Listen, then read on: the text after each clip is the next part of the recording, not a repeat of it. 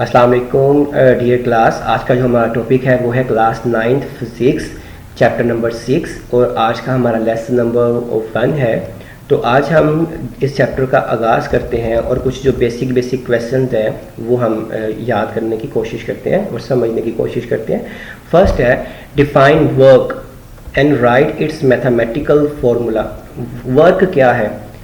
मैं इसमें पहले आपको एक चीज़ क्लियर कर दूं। मैं अपने ऑफिस में बैठा हुआ हूँ, आप अपने घरों में बैठे हुए हैं, तो आप बैठ के ना कोई चीज़ लिख रहे हैं, आप खाना खा रहे हैं, या आप कोई एक कह लें कि सीज़र के साथ, कैंची के साथ आप कोई चीज़ कट कर रहे हैं। आप कोई भी वहाँ बैठ के काम कर रहे हैं, आपसे कोई पूछता है कि आप मेरा ये काम कर दो, आप कहते हैं कि मैं बिज़ी हूँ, मैं अपना काम कर रहा हूँ, मैं अपना वर्क कर रहा हूँ, मैं अपना होमवर्क कर रहा हूँ। तो आपकी नज़र में वो काम है, आपके पेरेंट्स की नज़र में भी वो काम है कि वो अपना काम कर रहा है। लेकिन फिज़िक्स कहती है कि दो चीज़ें होंगी तो वर्क होगा, वरना वर्क नहीं होगा। अब वो दो चीज़ें कौन सी हैं? नंबर 1 फोर्स का लगना, और नंबर 2 जिस जिस्म पे फोर्स लगाई जाए उस जिस्म का कोई ना कोई डिस्प्लेसमेंट कवर करना।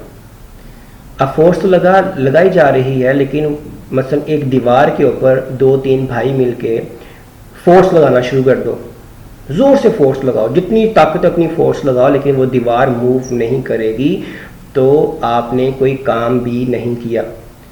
आप 10 किलो की कोई भी एक बोरी, कोई भी वेट 10 किलो का, 20 किलो का लेके अपने शोल्डर पे रख के खड़े हो जाएं और आप कहें कि मैंने ये काम किया है, मैंने इसको अपने शोल्डर पे उठाया। फिज़िक्स नहीं मानती, फिज़िक्स कहती है आपने फासला तय ही नहीं किया, आपने अपनी जगह तब्दीली नहीं की। तो इसमें याद रखिएगा, work is done when a force acting on a body displaces it in the direction of a force. जिस जिस्म पे फोर्स लगे, जिस डायरेक्शन में फोर्स लगे उस जिस्म का उस डायरेक्शन में हरकत करना लाजमी है, तब वर्क होगा, वरना वर्क नहीं होगा। इसकी मैथमेटिकल फॉर्म में W is equal to FS के फोर्स इंटू डिस्प्लेसमेंट, दोनों को मल्टीप्लाई करें कि कितनी फोर्स लगी, कितना फासला तय किया गया, वर्क निकल आएगा। और वर्क के या फोर्स के परपेंडिकुलर कंपोनेंट्स कौन से हैं? तो वो हैं जब भी हम फोर्स को दो कंपोनेंट्स में रिजॉल्व करते हैं, एक होता है हॉरिजॉन्टल, एक होता है वर्टिकल।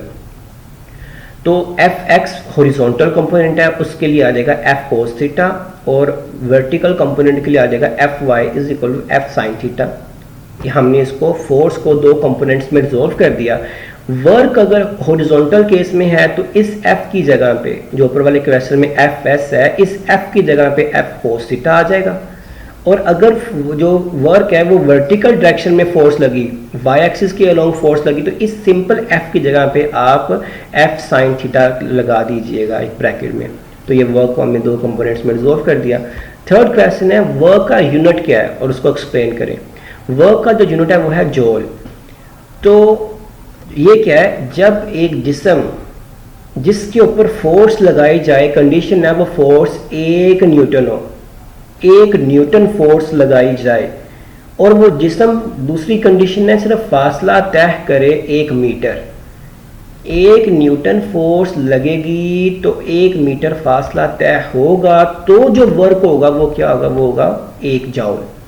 ठीक है? The amount of work is 1 joule when a force of 1 newton displaces a body through 1 meter in the direction of a force। तो जो फोर्स लगेगी वो लगेगी 1 जॉल, वो फोर्स एक्ट करेगी